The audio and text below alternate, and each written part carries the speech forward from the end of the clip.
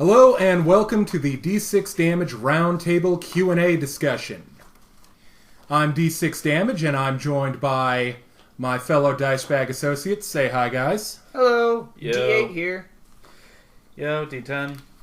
D12.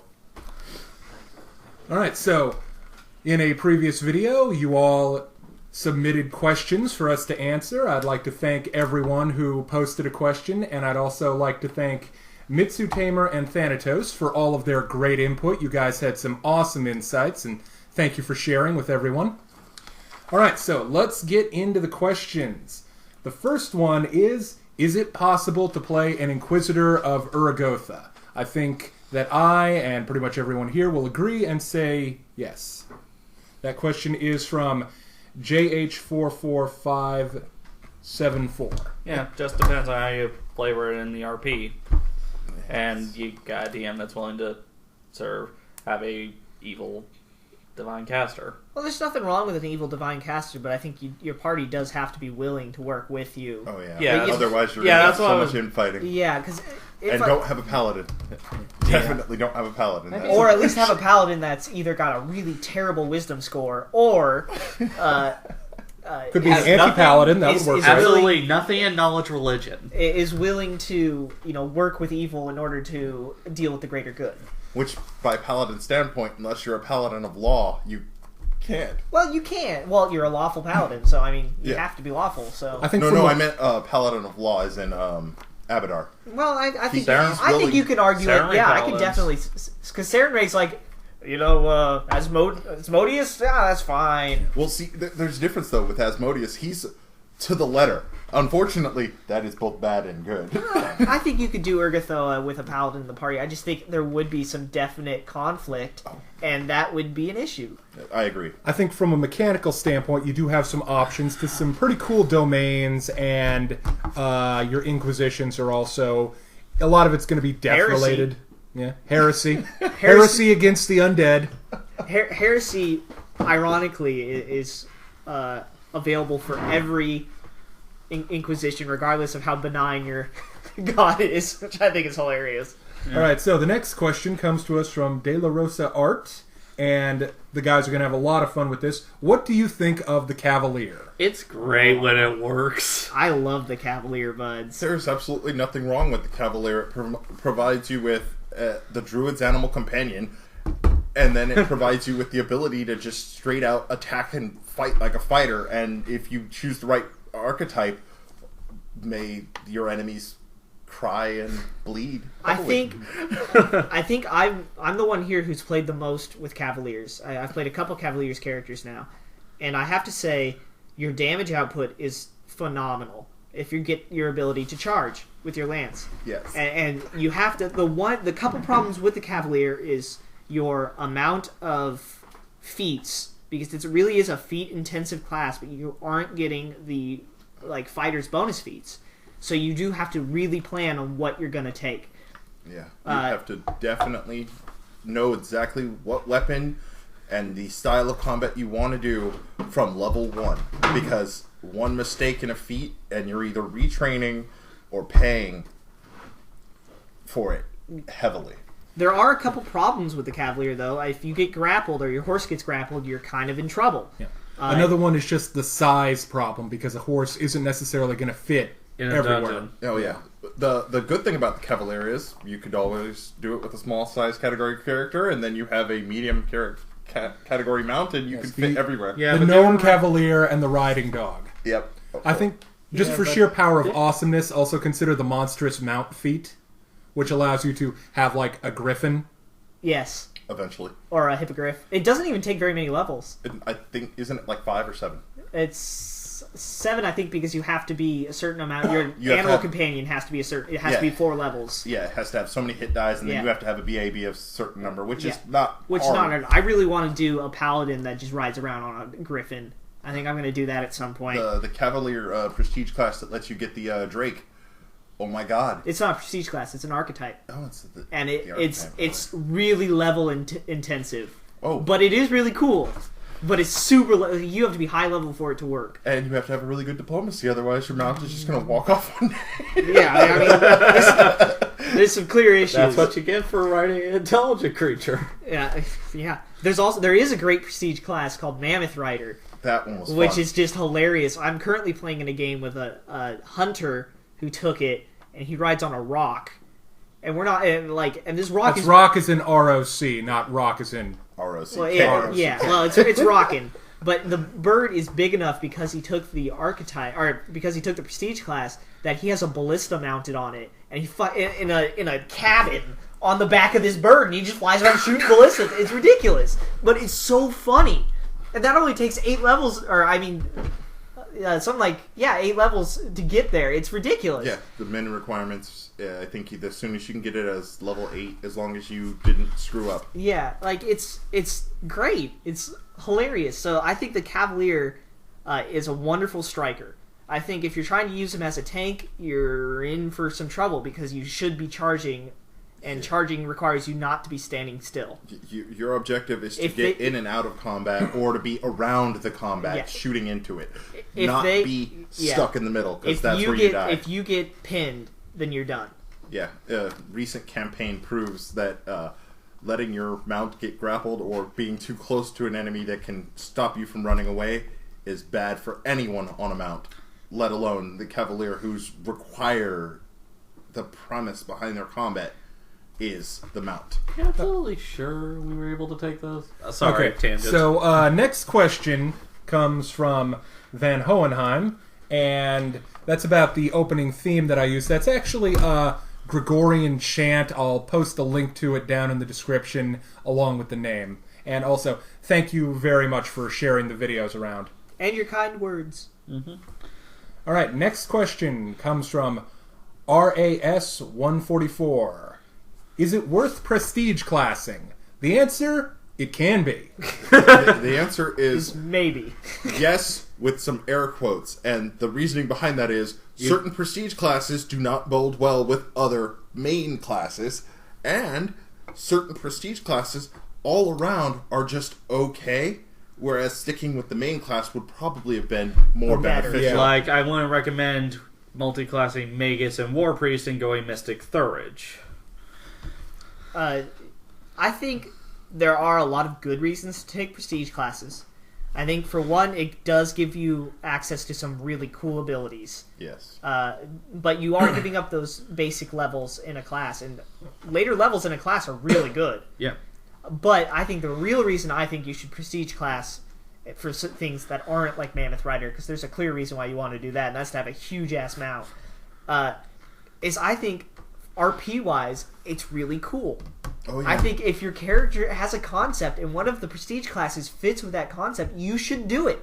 If it doesn't hurt you character-wise, or at least it doesn't hurt you very much, and it's really cool, it's beneficial for you because you get to play something that's, different. Oh, yeah. And the other great thing about prestige classing is, for RP's sake, it opens up a wonderful opportunity for both you, your DM, and your party to be able to just engross that much more into your world. Exactly. Because most of the prestige classes require something RP-wise. For example, the Pathfinder... The Pathfinder Chronicler. You have to be paid to write a story. Yeah. A masterpiece. A masterpiece story. For the assassin, you have to kill someone for the purposes of becoming an assassin. And no other reason. So you can't tie it to any of your current quests. It means you have to go off on your own. Find somebody annoying enough to kill. And if you're evil, that's not very hard. But if you were neutral before, you have to become evil, kill the innocent, and then join the ranks of the assassin and hope they don't kill you before they let you in. So, now from a mechanical perspective, some of the prestige classes give you some interesting abilities that can be very good, and some classes, it doesn't really matter as much if you lose out on some of your higher level stuff. Like, an interesting combination is Fighter into Horizon Walker, because that's one of the easiest ones to get into. As a fighter, you can kind of get your weapon stuff and all that you want right at the beginning, and Horizon Walker gives you a lot of the terrain stuff. Another really good one is Dragon Disciple. Sorcerer into Dragon Disciple is one of the easier not multi-classes, but prestige classes to get into. However, I would not recommend going Blood Rager into Dragon Disciple, because both require these levels in order to get similar things, and if you go all into one, you get it faster than if you split it up. So it's really just not worth splitting it up. Yeah. Another really great prestige class is Shadow Dancer, which a couple of us here have played, and oh my god. Shadow Dancer, in my honest opinion, every class can go into it. Yep. Every class can have a benefit from it. Yep. There's no reason that if you were like, I want a prestige class, but I don't know what to pick, go Shadow. You get a Shadow, and the Shadow does strength damage. And if you're a fighter going into Shadow Dancer, that Shadow uses your base attack. Which means your Shadow now hits perfectly, or as good as you can, on touch AC, and then makes them weaker, so that way when you come at them, and you want to grapple or do anything to them that is not just generic combat, they're that much easier and susceptible. Or if you're fighting, like, think a dwarf in full plate with a big hammer is trying to beat you down. Shadow walks up and just starts. I mean, it's got to roll a total of 10 in order to hit the dwarf. Probably. One prestige class I'm not sure is worth it is if you go Bard and let's see what is it, Lore Master? Lore Master is actually more of a wizard thing because a lot of it's based on intelligence. But there are other ones out there that are kind of meh. Yeah, there's a lot of prestige classes out there that if you want them for what they have to offer, they're good. If you want them to increase your power, be careful. Prestige classes come with that little bit of a ebb and flow. I do want to say, I think Holy Vindicator only works on certain with clerics. the new book, the new holy prestige classes are just straight up better. Yeah, okay. They really did. They pretty much made them really RAP'd it. Yeah. All right, so Really next good. question comes to us from Raisin22. How should one go about creating a paladin? And what classes support what a paladin is able to do? All right, so first off, we're a little confused on what you're asking here. Mainly, we don't know if you're asking if you wanted to multi-class or if you wanted what party members would support you. The answer is really the same, so it's not a big deal, but... You're a paladin.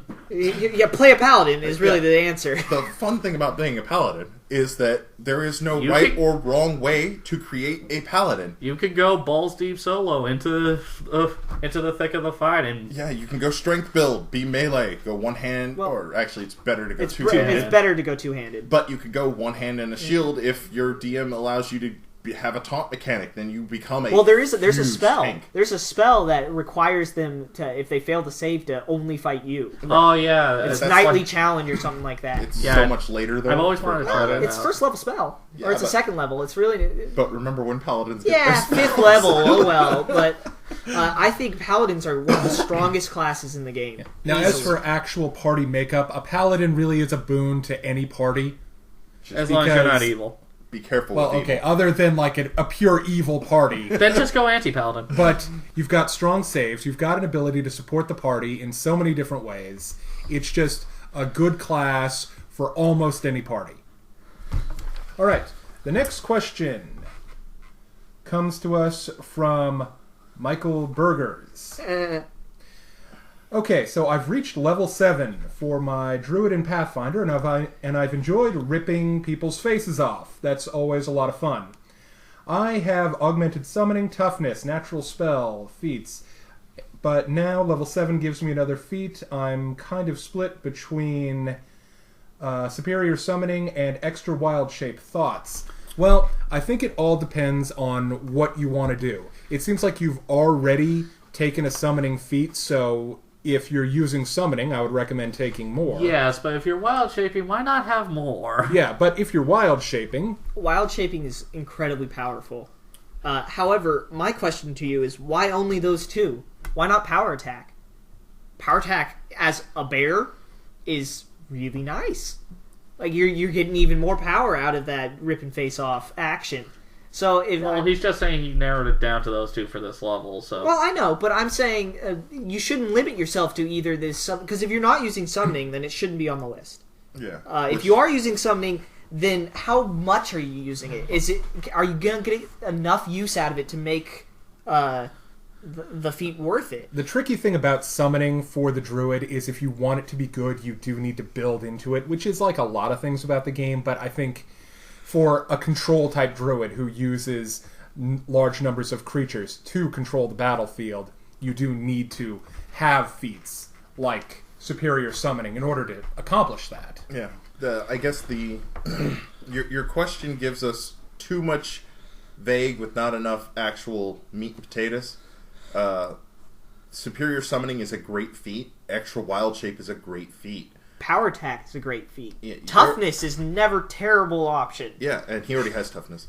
But I mean, Oh, that's true. Yeah. You've gone about the way that you're going to be turning into an animal, casting spells, and you're already augmenting your summoning. At this point, you have to decide: do you want your beast of burden to be stronger, Or do you want yourself to be able to become that beast more often? Or do you want to be able to accomplish more as that beast? Yeah. I think that's really the. I think Those there are is your a three options. third path here. Yeah, and once you figured that out, then you'll know which way to go. Because if you want your beast to be stronger, then obviously start dumping feats towards your beasts of burden. Yeah, and they will get awesome. If you want yourself to be powerful, then you need to grab the feats that are going to increase your power potential. And if you want just to be able to use that wild shape a little bit more frequently or more often, There's nothing wrong with taking extra wild shape, Yeah. extra rage, or extra any of the other extras. Extra Arcana, extra Yeah. they're crit. all really good feats, and they all serve Warrior their class. purpose as long as you're going that route. But if you plan on switching routes, remember, Retraining is hard and expensive. and you're kind of dedicated. So the summoning way is a great way to go if you plan on going, oh, maybe I want to add a prestige class or a multi-class, because then you have the summoning is always right there for you, and then you can go other ways. But if you're staying Druid solid like you've been doing, congrats on hitting level 7, then you want to increase your own power. All right, next question comes to us from Mitsutamer. Thoughts on the Life Dominant Soul feat that lets you heal 50% from both positive and negative energy? Well, that seems like a nice surprise if you're fighting holy based enemies. My thoughts on that particular feat is it's not worth it. And the main reason behind it not being worth it is if your healer's positive, you're only getting half of whatever they can deal. If your healer does it negatively, or if your opponent does negative energy in the Then hopes you're to only harden getting you, half. then you're only getting half. Now, yes, that does devalue their damage that they tried to do with you with that negative, but you could just be pure negative or pure positive. Now, that going actually does 50-50. raise the question of when you channel energy, you are doing it to either heal living creatures or injure undead creatures. That's if you're Well, this channeling particular positive. feat does actually say that if they channel to harm you, you still get the healing. Oh, Yeah. okay. Yeah. Interesting. I think if you have a bunch of extra feats and don't know what to take, maybe it's a good idea. I think it really is helpful when it comes to healing potions that you can actually use. Yeah, Or- because True. then, well, I mean, you Or can always wands. use a healing potion, but I mean, To kill yourself, yes. yes, suicide is always the answer. So I think Unless the it's- question is, how do I stay alive longer? Yes. However, Honestly, I have very little experience. I've never played Dampier. I love the Dampier as a race. They have some really bitchin' awesome, I think thematically they're choices. really cool. and honestly, they have the most fun that you can do to play a undead while still being a living character. Well, I think the feat is basically a half measure, and that doesn't always turn out very well in D&D. Typically, it's better to really be what you are rather than try and be half of something else. So, if you have the feats to sink into it, if you're playing something like a fighter or a war priest and you have the feats, it's potentially a good idea. A lot of it'll be situational, and I do hate giving that answer, but that kind of is the answer in this case. There's the only one other thing that you can do with that particular feat, and it's a blessing as opposed to my immediate stance on it, which is that I don't like it, is the fact that when people are trying to harm you with negative and or positive energy, you are negating that damage. So depending on your class, that can be a huge boon. But you have to remember, you're only getting half when they're trying to do it for the purpose of healing you. So if you're in trouble, you're not getting as much. And you've seen, if you've been playing this game for any length of time, the dice gods are fickle. They'll roll you a 5, and you're like, great, I get 2 health. Yeah, you really need every health point that you get off that healing. Our next question comes to us from Alejandro Bennett. Would you consider doing build videos based on specific characters from fiction? For example, I would love to see a video on how you would create in Pathfinder the Phantom Thief, aka the protagonist from Persona 5. That's an interesting video concept.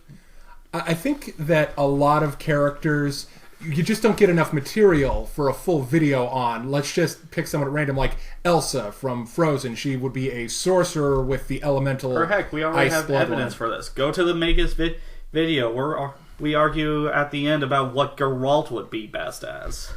The thing about it is, you could do it, but it's a huge time and energy sink for little gain. I think. Well, it's not to play as them in the game. It's more To make the videos as them, you still have to do all the Well, research. I mean, theoretically, you do want to play as one of these characters in a game, and we've all had that moment where we see someone in a movie or a show, and it's like, dude, I want to something play like that. this. Yeah. And, it doesn't always translate. I think that's a dangerous road to take, and that's why I wouldn't recommend doing these videos. Yeah. I think people have a tendency, especially people who have trouble coming up with characters, to see something in a movie or a book or a show that they really like and try to make that character.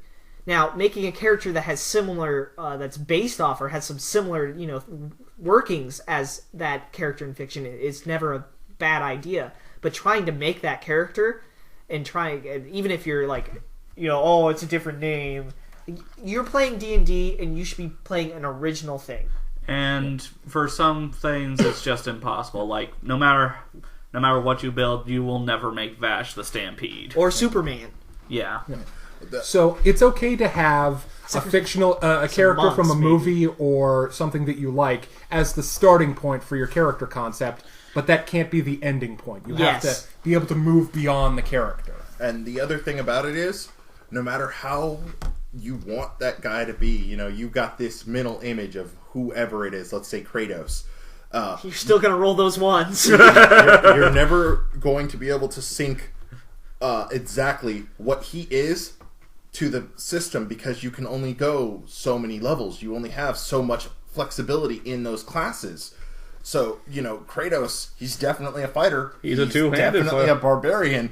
He goes from wielding two-handed weapons to dual wielding to spells. He's To Cestus. He's out there, and that's just one example of just like there are many ways you could build that exact same character, and there's no right or wrong way to build it. And that's the blessing and curse of trying to model it after a character. All right, next up we have a question from Krakoa Pen. One of my characters is infected with lycanthropy. The rules say that she transforms... You can have fun with this one, D12, I can tell. Transforms on the full moon, on the first full moon. But after that, it seems she can transform whenever she wants. And gets her con check. And doesn't transform randomly. How would you handle this? It's a false perceptive right there.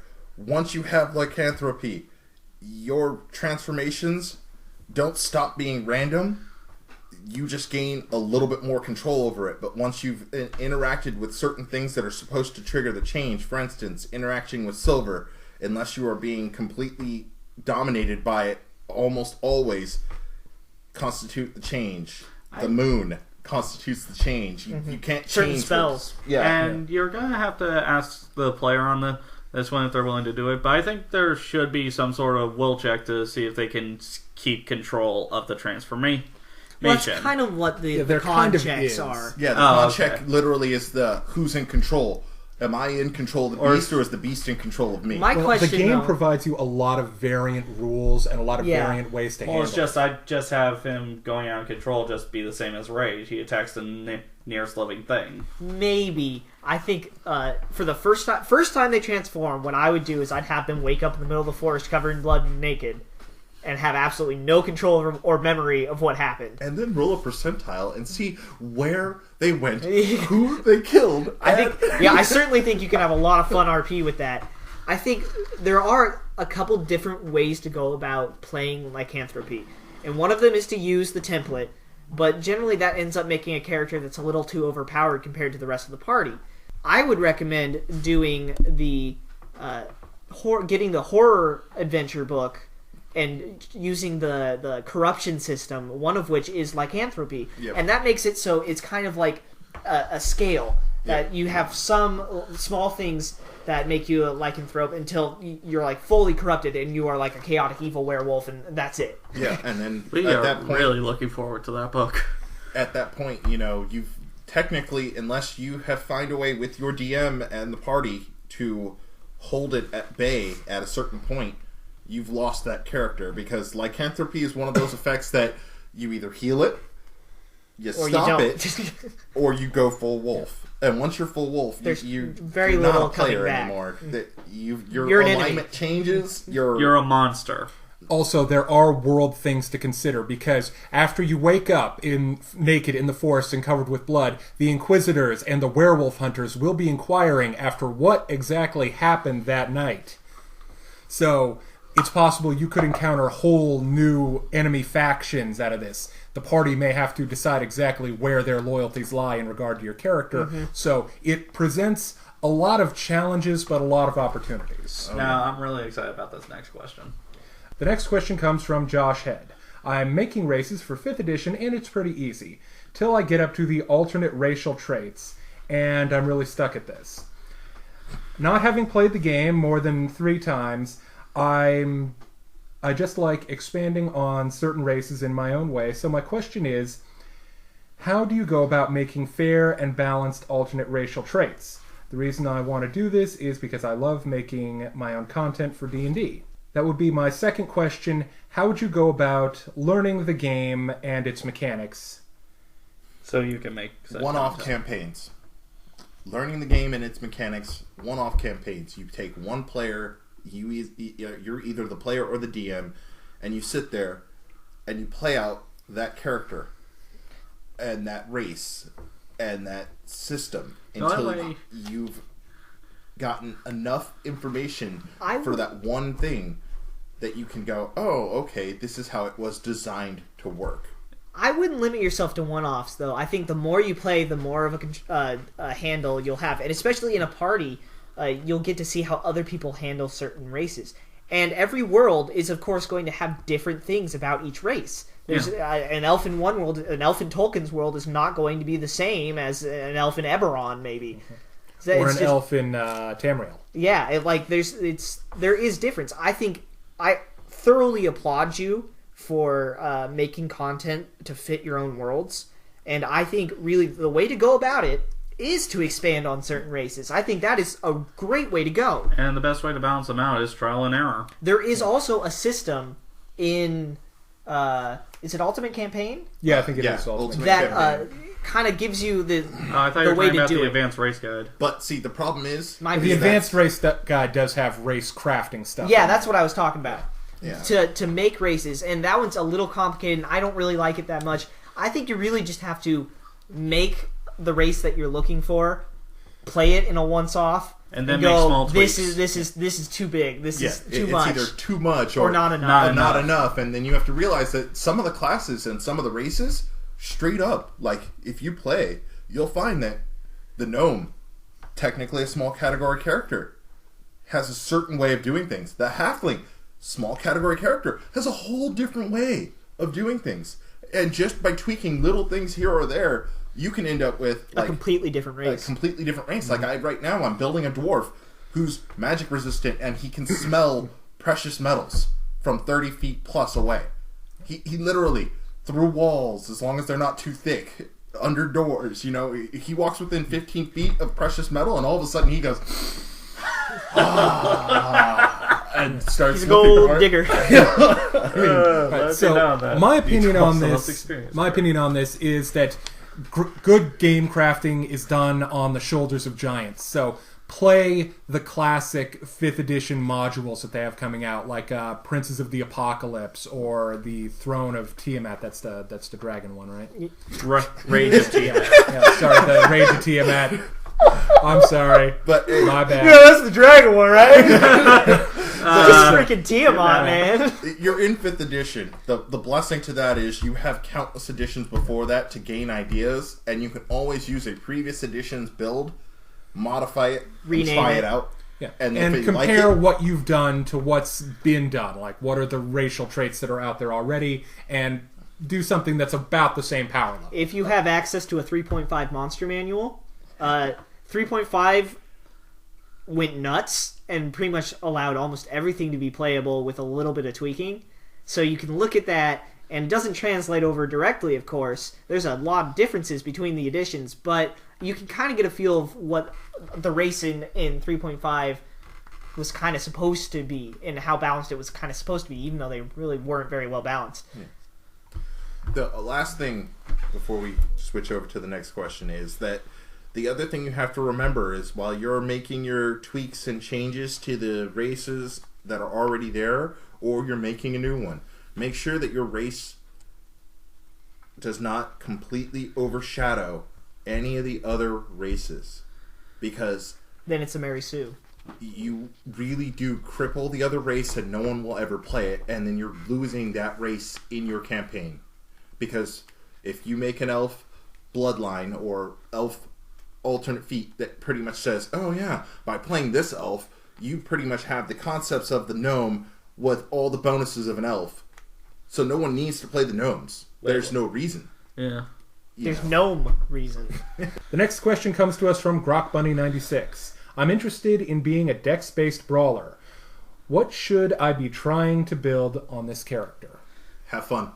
Yeah. There's no right or wrong answer. Yeah, to like the way a I go with it, brawler. I get weapon finesse, agile maneuvers, and just go like Rey Mysterio on everybody, Actually, throwing hurricanranas there- and frog splashes That's everywhere. pretty funny. Actually, that's great, but I love you. But, but I think there is one archetype that I was looking at called the Serpent Striker, and it makes you kind of half rogue, and you get sneak attack. Oh yeah. And I think that wouldn't be and feinting maneuvers, and you go woo, and it's really funny looking. Honestly, if you're going dex based, you're going to give up a lot of damage. You definitely lose some damage potential, but if you can find a way to make up for it, which there are at least a good 10 to 15 feats that will make it so that way you don't feel that loss that badly. Well, that's what I'm saying. If you go this archetype, you can get that extra sneak attack damage, and you're feinting, so it's easier to hit them. I think you definitely get some kind of balance to what you lose. But yeah, as far as what you should try to build on that character, you really have to look at, you wanted to go dex-based. You had something in mind when you decided that. Don't lose it. Because the moment you lose it, you're going to be like, oh, this character It isn't again. fun anymore. Because no matter what you do when you're building your character, make sure you put as much personality into who he is, also into what he's doing. Because the brawler by itself is a great class. There's nothing wrong with it. You pretty much, you get the monk, you get a little bit of this, a little bit of that. You get the fighter, you get the ability to just straight up go, I need this feat right here, right now. Poof. I now have it. I can now do this. And that's just the golden boy for the brawler. That's his... The brawler is the answer to every player who wanted to play a luchador but didn't want to play a monk. Yeah. You want to be really good at grappling all of a sudden. Boom, have it. Want to be able to pin people. Boom, have it. Want to be able to break things. Boom, have it. Of course, your DM may just make an item that ties all of your class levels to your mask. So if it gets taken off, you become a level 1 NPC. You lose all your bulk. Poor Commoner! El Toro Fuerte never removes his mask. Your strength and con go down to 6, and you're like, ah! Scrawny little son. But yeah, I mean, you really, whatever the reason you wanted to be a dex-based brawler, just remember that as you go about building that character, because there really is no wrong answer to that question. One thing you could do is you could try building the character at, level 10 or something, and see, alright, well, if I get all the way this far, what is the potential of this character? And then look to see if, is this viable early game to get to level 10? Because if you're just starting at level 1 and just making the character level 1, it's hard to know how effective you're going to be.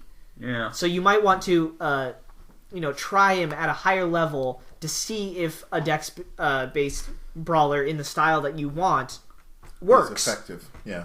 The main thing there is just as you're going to level 10, just sit there and in your head or write it down and just kind of look at, okay, this is what he can do RP wise, this is what he can do flavor wise, this is what he can do mechanically, and do it level by level, and you'll see, okay, if I went this way with the feats to get to this goal, I'm good. If I go this way with the feats, though, now I'm splashing around. I'm barding it up. My only suggestion is that you go into it with a plan. Plan of where you're going. Because if you just pick things that sound good at the time, you end up kind of not where you expected to be. And that's not necessarily bad, but it's not going to get you the dex-based brawler that you wanted. And always keep incommunicado with your DM. You never know. Your DM may grant you something, an item, or a feat, or a skill, or something. Yeah, special that ability. Like a story help trait. You make that character what you're actually wanting if you can't find it in the actual game mechanics. The DM has final say for a reason. They can either help you or hurt you. You work with them, they'll help you 90% of the time. All right, our next question comes from Zalion Kalsker King. How do you feel about giving PCs conditions like nauseated or staggered? If the turn orders are long, it would be boring for them to sit there and not be able to do things. I generally avoid these conditions just to keep fun and to keep people involved. So there are certainly a couple of different schools of thought on these conditions. I personally am a big fan of stun locking, as my players will tell you, but I understand that these conditions do need to be used sparingly because they can take someone out of the fight, but sometimes, as the DM, that's what you want to do. I think it gives the party a level of stress in a combat that can excite the players, can make the combat all the more interesting and all the more scary. Yeah. And in that way... Makes it simple encounter with goblins suddenly become a deadly encounter. In that way, it actually does help people get involved into the playing. However, you are right. Turns are going to take longer. Some people are going to be a little frustrated. So it's you have to balance it, and it's difficult. But I don't think you should just stay away from it entirely. No. Personally, there's only one status effect that I stay away from at all times. Paralysis, because I don't want my players to get coup de grace by a goblin or enemy. That's a question that we'll get to in a moment. Yeah. Oh, but alright, so you're worried about those conditions, but you have to ask yourself, why are you worried about those conditions? If you are the DM, you can realize, okay, let's say I nauseate these guys. That means that they're going to be under this effect, which is going to affect them in this way. If I plan on doing that, and don't do it willy-nilly, but actually planned on doing that, make the encounter difficult, but not impossible, with that in mind. Oh, but D12, the best laid plans are always ruined. Hey, I love grappling horses with giant bugs. You know, it completely takes away... It wasn't the grappled horse that I had a problem with. Oh, no, it was the grappled horse I had a problem with. It was the grappled fighter with a giant bug. You know, I mean, you were a brawler. You want me to? Yeah. Okay. Our next question is from Ricardus Wow. Okay. Our next question is from Ricardus Lizoviskis. We are sorry. Yeah, I apologize for the pronunciation of your name, but I am not good. Very Russian. D6 damage. My question is about the Alchemist as a class interacting with magic. So like scrolls, staves, wands, etc. The craft construct feat allows to craft constructs that you meet the prerequisites, and most of them are, if not all of them, require spells or spell effects to craft a construct. When using spell trigger or spell completion items, take care of the non-caster problem. Master Craftsman feat also allows ranks that are put in a craft skill to be substituted for caster level. Also, what are your thoughts on craft feats and possibilities with them? I'd like first say on this, because we all love this question. Yeah, we all love the question. My first we all love the answer class. is that the Alchemist is a caster. Never forget that. And you could have a lot of fun RP-wise with this. You know, the Alchemist crafts with these potions, right? Well, what if that's the power source for your golem? What if you have a jar of boiling blue liquid that is the power source in the middle of your construct? And that, you can... It's a hydraulic goal. Yeah, RP-wise, you can use the Alchemist's magical potions to flavor your ability to create these things. How does it work? It's magoscience. I agree wholeheartedly. This is one of the best classes, in my opinion, because it gives you access to so much. And your main question about the craft feats, or I think that's the main, it could be the secondary. I think it's your secondary question about the crafting. Crafting in-game, as long as your party and DM are for it, makes the game way different than your standard dungeon crawl hack and slash, because it adds a depth to the game. It adds a level of customization for the characters and the classes. However, there is some problems with that. Number one, as a DM, you can quickly get overwhelmed with the ideas of your players. Yeah. Number two, crafting takes time. So if your party does not have downtime, you're not going to get to craft. Yep. It's one of those things where if the party and the DM are not in cooperation, the craft feats become null and void. You will never be able to get the time to make the item you want. Your DM may want to do things, but unfortunately, you and your DM have to be able to cooperate, and then the party has to cooperate with that cooperation. The Alchemist, in and of itself, spends an hour every day just for its basic extracts, bomb making, mutagens, not including anything else. And that's the bombs do carry over. You only need to replace them kind of as you use them. Yeah.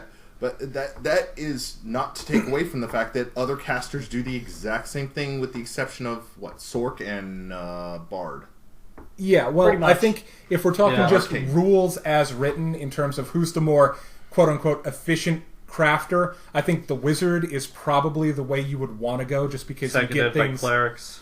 Just because you get things sooner, and you also get additional, I think they're called arcane discoveries, which allow you to increase your speed at crafting things. So if you care and you have a DM who's really into the minutia of the rules, that may be where you want to go for crafting directions. But I think just in terms of an RP concept, you've got something great here. Oh yeah. However, I do see your problem with alchemists as casters, because there is this really weird gray zone of how they cast. Like, is the drinking of the potion the somatic component, basically? I don't know. There is some weird stuff, and in a lot of ways, I don't like the Alchemist for it. I don't like the spellcasting part of Alchemist very much, but I think it shouldn't stop you from crafting in any way, shape, or form. Yeah. That one is completely and utterly dependent on... If you're enchanting a ring, what if you submerge it in the potion? What if you boil it inside the potion? I mean, that could be how you craft. Like, that's the magic part of crafting it. So you can do it, I think. RP-wise, there's so many cool ways to do it. RP-wise, there is no problems with this concept, idea. Hell, my only alchemist to date took every feat that you could take to make your character utterly disgusting and crazy looking, and was still effective in combat, and could still technically make things, but didn't have enough of the necessary craft feats to make any of the special stuff. Kronk was the MVP 9 times out of 10. Oh yeah, he was awesome. He did what he was supposed to do, which was disrupt the enemy. And then you take the other aspects, like the crafting and the spell triggers and the spell completions, and you just kind of... You can literally... The opportunities are endless, especially with the Alchemist, because it's one of those classes that kind of goes, I can do mundane, I can do arcane, I can technically dabble in the divine. You just got to get the right feats and have fun with it.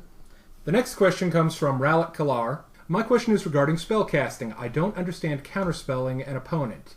If you do, could you explain? That would be great. Thank you. Well, it's kind of really kind of... Well, you did get a lot of great information down in the comments section, but what do we think, guys? Counterspelling is either really direct, straightforward, or it is very, very vague. With counterspelling, for me, I tend to use either the antithesis or the straight Dispel Magic, because Dispel Magic, as designed, is designed to pretty much go either one of two ways. Stop an effect that was already in effect, or stop an effect from happening, but you have to be ready to action for it. Think of it as the old classic two cowboys sitting across from each other about to draw, and one of them, and they both draw, and one draws really fast. The second cowboy, though, is just ready to, like, catch the bullet or something. Like, he's shooting the bullet instead of the... Yeah, like the spellcaster has to be prepared for specifically beforehand to counterspell. Yeah. Counterspelling in Pathfinder is not really useful. very well done, I think. Your action economy for it is simply not very great. Well, let's read the rules as written. If the target of your counterspell tries to cast a spell, you make a spellcraft check, DC 15, plus the spell level if this check is a free action. If the check succeeds, you correctly identify the opponent's spell and can attempt to counter it. If the check fails, you can't do either of these things. To complete this action, you must cast an appropriate spell. As a general rule, a spell can only be countered by itself. If you are able to cast the same spell and you have it prepared, or you have it on your spell list, if you're a sorcerer, I guess, you can cast it, creating the counterspell effect. So those are some specific requirements. Yeah, you pretty much have to have yourself readied for them to cast the spell at you. And then you have to identify the spell. You have to pass the skill check. Then you have to have the spell that they chose to cast. And if you don't have the spell they chose to cast, then you have to have a strong enough Dispel Magic available to you. There are some feats, I believe, that allow you to... improve counterspell. You can counter it with a spell of the same school and the same power level. You can't counter a fireball by shooting a ray of frost at it. No, but you could counter it with a fireball or a lightning bolt. Or one of the other ones. I think if you want counterspelling to be a thing, you have to have a DM who's willing to work with you on this. Yeah, this isn't Magic the Gathering. Yeah. Unfortunately. However, I also would say that 5th edition has wonderful counterspell rules that are very specific to 5th edition. I don't think you can really port them over. I don't think so either. But if you want to play a blue deck in D&D, 5th edition is probably the better way to do it. Yeah. The better course. Does not make it easy. Pathfinder does not make it easy. And my main problem with counterspelling is if you fail the check or you don't have the spell on hand, then you're SOL. Well, you've wasted a whole action. You wasted an action. You've wasted a free action. And you've wasted a turn because you have to be prepared beforehand. You have to have a ready action to even cast the spell. Yeah.